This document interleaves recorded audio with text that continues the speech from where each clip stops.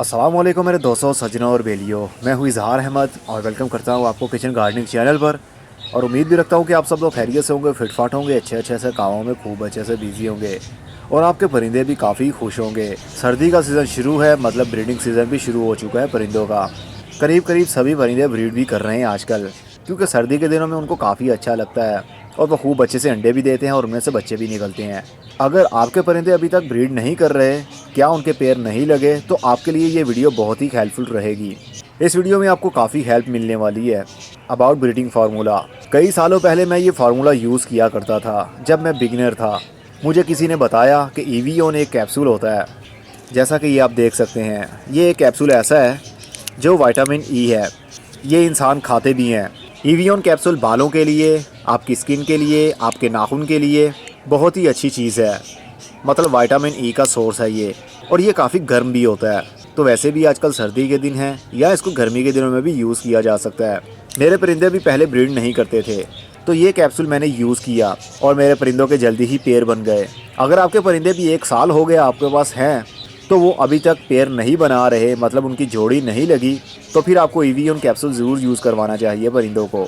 इसका यूज़ करने का बहुत ही आसान तरीका होता है, लेकिन बहुत से लोगों को समझ नहीं लग पाती। एक्सपर्ट कहते हैं कि एक कैप्सूल 1 किलो दाने के अंदर मिक्सअप करें। तो ये कन्फ्यूजन अक्सर लोगों की रहती है कि छोटा सा कैप्सूल होगा और 1 किलो दाने के अंदर किस तरह मिक्स होगा। अगर हम इसका लिक्विड निकाल के ऊपर फेंकते हैं तो वो 1 या 2 या 10 दानों को टच होगा, बाकी सारे सीड वैसे ही रह जाएंगे। तो भला इसका यूज़ किस तरह किया जाए, तो आज इस वीडियो में यही आपको मैं बताने आया हूँ। ईवीओन कैप्सूल यूज़ करने का तरीका ये है कि आप बाजरा लीजिए, आपके पास कोई से भी सीड हो, उसके अंदर आपने ईवीओन कैप्सूल का लिक्विड मिक्स नहीं करना। सिंपल थोड़ा सा बाजरा ले लीजिए। मेरे पास ये आधा किलो बाजरा है, लेकिन इससे भी कम में मैं मिक्स करूँगा इसको। ये आधा किलो बाजरा है, इसको मैं निकाल लेता हूँ, हाफ़ कर लेता हूँ। ये हमारे पास है 1 पाव, मतलब 250 ग्राम। 250 ग्राम बाजरा लीजिए और 1 कैप्सूल लीजिए। पहले हम बाजरे को थोड़ा सा गर्म कर लेंगे चूल्हे के ऊपर रख कर, उसके बाद इसका लिक्विड डालेंगे बाजरे के ऊपर और अच्छे तरीके से मिक्सअप कर लेंगे। अगर आप ठंडे बाजरे के अंदर ही जो मार्केट से मिलता है वैसे ही लाकर कैप्सूल को लीक करके इसका लिक्विड डालेंगे तो वो इस एरिया में जम जाएगा, मतलब डिज़ोल्व नहीं हो पाएगा, हर बीज को टच नहीं हो पाएगा। लेकिन हमारा मकसद है हर बीज को इसका लिक्विड टच हो जाए। और ये बाजरा फिर हम ऐड करेंगे अपने बहुत सारे बीजों में, मतलब जो हम सीड देते हैं अपने सीड मिक्स में इस बाजरे को मिक्सअप कर देंगे। तो ये लिक्विड डिवाइड हो जाएगा सारे ही उस सीड्स के साथ जो हम परिंदों को खिलाते हैं।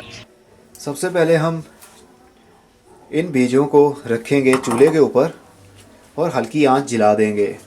हल्का हल्का सा इसको हम हिलाते रहेंगे ताकि ये थोड़ा सा गर्म हो जाए, लेकिन बहुत ज़्यादा हमने इसको रोस्ट नहीं करना, बस इतना कि बीज गर्म हो जाएं। उसके बाद हम लिक्विड डालेंगे कैप्सूल का।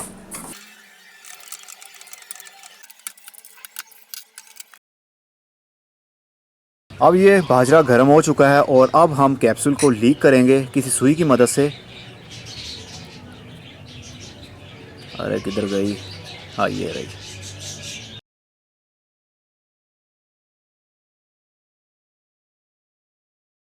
अब ये लिक्विड हम बाजरे के ऊपर डाल देंगे। बाजरा भी गर्म है, इसलिए ये लिक्विड अच्छे तरीके से मिक्स हो जाएगा, डिज़ोल्व हो जाएगा जितना भी हम बाजरा यूज़ कर रहे हैं। मतलब लिक्विड इक्वल हर बीज के साथ टच होगा। ऐसा नहीं होगा कि कुछ बीज के साथ लगे और बाकी सारे वैसे के वैसे रह जाएं। अब ये इसका कवर, इसको हम फेंक देंगे, इसकी ज़रूरत नहीं है। अब इस बाजरे को हम अच्छे तरीके से मिक्स करेंगे।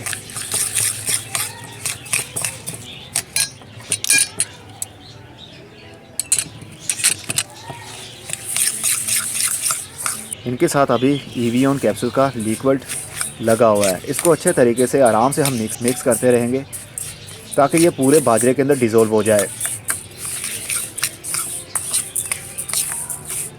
बाजरे के ही अंदर ऐसा करना ज़रूरी क्यों है, वो इसलिए क्योंकि बाजरे के छिलके नहीं होते, बाजरे का छिलका नहीं होता। और जो हम दूसरे सीड्स देते हैं जिस तरह सूरजमुखी के बीज, कंगनी, इस टाइप के बीज के छिलके उतर जाते हैं। इसलिए अगर हम उनको लगाएंगे तो सिर्फ उनके छिलकों को ही इसका लिक्विड लगेगा, और जब परिंदे बीज खाते हैं तो उनका छिलका उतार देते हैं, वो नहीं खाते, तो हमारा सारा लिक्विड ही ये ज़ाया कर देंगे। इसलिए बाजरे के साथ कीजिए और बाजरे को हम ज़्यादा सीड्स में मिक्स कर देंगे और जब बीज खाएंगे तोते तो उनको इनका फ़ायदा ज़रूर पहुंचेगा।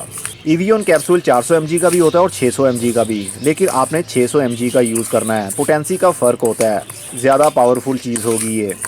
ऐसा ही आप हर हफ्ते कर सकते हैं या 5 दिनों के बाद रिपीट कर सकते हैं। अभी भी बाजरा गर्म है, अच्छे तरीके से लिक्विड मिक्स हो चुका होगा। अब हम इसको दूसरे जो बीज हैं हमारे उनमें मिक्सअप कर लेंगे। ये है मेरे वो बीज, इनका वेट करीब 3 किलो होगा, लेकिन एक कैप्सूल 1 किलो के लिए होता है। तो मैं ये बाजरा इस 3 किलो बीजों के डाल दूंगा और इसको भी अच्छे तरीके से मिक्स कर लूँगा। और जब जब मुझे ज़रूरत होगी मैं यहाँ से बीज निकालूंगा और अपने परिंदों को खिलाता रहूँगा। ये टेंशन मत लें कि आपने लिक्विड निकाल दिया है, बीजों को लग गया और ये जल्दी एक्सपायर हो जाएगा। ये जल्दी एक्सपायर नहीं होता, करीब 1 महीने तक भी आप सीड खिला सकते हैं। दोबारा रिपीट करता हूँ, 600 mg का एक इवियोन कैप्सूल जो कि 1 किलो बीज के लिए होगा। कोई से भी बीज हो 1 किलो के अंदर उसको अच्छे तरीके से मिक्स करना है आपने। और ये कैप्सूल ज़्यादा महंगा भी नहीं होता, 6 रुपये का मैंने एक कैप्सूल लिया था। मतलब डेली यही सीड आप परिंदों को डाल सकते हैं। इससे बॉडी के अंदर हीट पैदा होगी और उनका पैर भी जल्दी लगेगा। परिंदों के पर टूटते हैं वो भी नहीं टूटेंगे, उनके नाखून भी सही रहेंगे और उनकी चोंच भी। अक्सर होता है कि चोंच टूट जाती है, लेकिन ये चोंच को मजबूत करेगा। तो ये तो था एक ब्रीडिंग फार्मूला जो बहुत ही ज़बरदस्त और इफ़ेक्टिव है। आप ये यूज़ करवा सकते हैं बिना किसी टेंशन के। तो चलिए अब कॉलोनी के अंदर चलते हैं और देखते हैं क्या चल रहा है वहाँ। तो सबसे पहले अपने इस वाले पिंजरे से शुरू करते हैं। इसके अंदर एक बेबी आ चुका हुआ है। अरे डरो नहीं, ये देखिए एक बेबी अब बड़ा भी हो गया और इसके अंदर एक और भी अंडा था, वो किधर गया? हाँ, लगता है उन्होंने वो फेंक दिया। ऐसा होता है नॉर्मली, उसकी कोई हमने टेंशन नहीं लेनी। एक बेबी आ चुका है, तो चलिए अब अंदर चलते हैं। ये रहा एक नया बच्चा, देखिए इसका साइज़ कितना ही बड़ा है। ये भी बिल्कुल बच्चा है, लेकिन इसके पर देखिए किस तरह शाइन कर रहे हैं और इसकी हेल्थ देखिए कितना ही परफेक्ट है। ये मतलब पूरा फिट है ये। तो ये रहा हमारा कॉलोनी।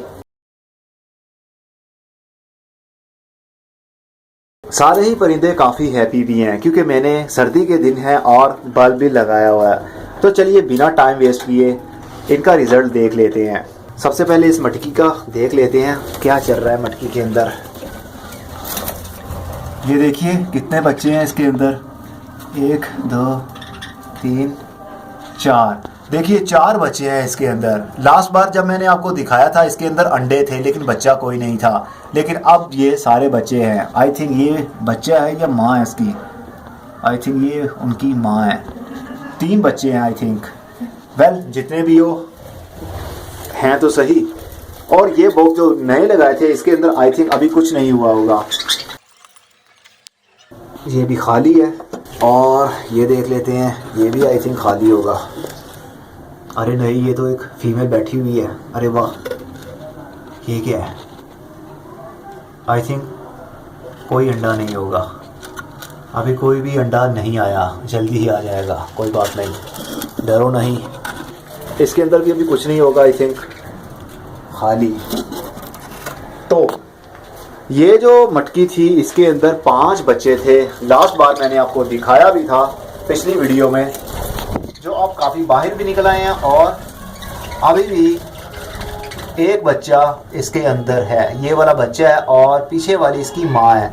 आई थिंक वो फिर से अंडों पर बैठ गई है, मतलब अंडा और दे दिया इसने। वाह, हटो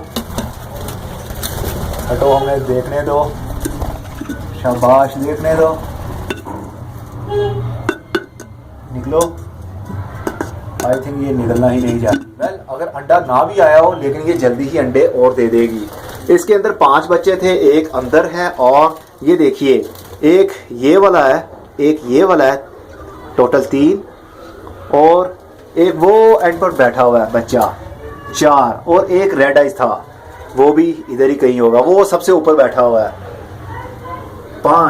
5 बच्चे थे, पांचों के पांचों ही हेल्दी हैं और काफ़ी फिट भी लग रहे हैं। फ्लाइट भी इनकी खूब अच्छी है। और इस बॉक्स के अंदर पिछली बार इसने अंडे तोड़ दिए थे, अब देखते हैं क्या है इसके अंदर। अरे डरो नहीं, डरो नहीं। अरे ये दोनों मियाँ बीवी अंदर थे, मैंने इनको काफ़ी तंग किया। ये देखिए 5 अंडे हैं इनके अंदर। सही है, इसको मैं तंग नहीं करता, इसको बंद कर देता हूँ। और इस मटकी के अंदर, अरे ये क्या, एक बेबी मर गया। कुछ ना कुछ तो प्रॉब्लम हुई होगी इसके साथ। कोई बात नहीं, ये होता है। लेकिन मेरा पहली बार ऐसा हुआ है कि किसी भी मटकी या बॉक्स के अंदर ऐसे बच्चा एक मर गया।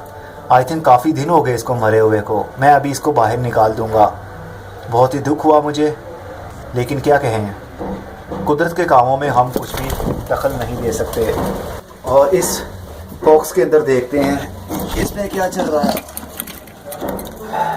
डरो नहीं, डरो नहीं, मैं कुछ नहीं कहूँगा। अरे वाह, ये देखिए, अरे इसके अंदर भी एक बेबी मर गया। बहुत दुख होता है जब ऐसा देखा जाए। काफ़ी दिनों के बाद मैं ये देख रहा हूँ, लेकिन अभी भी 2 बच्चे हैं जो बड़े हो रहे हैं। वो एक मर गया, उसको निकालना पड़ेगा क्योंकि ये खुद नहीं निकाल पाएगी। तो ये तो था मेरी कॉलोनी का रिज़ल्ट, जो दुख भरा भी है और काफ़ी अच्छा भी है। जब किसी बर्ड को कोई तकलीफ़ हो या मोशन लगे हो या बीमार हो या उसके अंडे ख़राब हो जाएं या अंडों में से बच्चे निकलने के बाद मर जाएं, तो यकीन मानिए बहुत ही दुख होता है, क्योंकि ये हमारी एक फैमिली की तरह है। हम अपने बच्चों की तरह इनको प्यार करते हैं। लेकिन जब किसी की मौत आई हो, उसको हम टाल नहीं सकते। ये रियलिटी है, इसके ऊपर हमें सब्र ही करना पड़ता है और कुछ नहीं। हम अपनी तरफ से बहुत कोशिश करते हैं कि हमारे परिंदों को, मतलब हमारे बच्चों को, कोई भी दुख ना हो, कोई तकलीफ़ ना पहुँचे, लेकिन हम नाकाम हो जाते हैं कुदरत के आगे। एनीवे, मैं वीडियो को यहीं रोक रहा हूँ। अब अगली वीडियो में फिर किसी नई इन्फॉर्मेशन के साथ मिलेंगे। तब तक के लिए goodbye, see you and tata, और अपना बहुत सा ख्याल रखिएगा।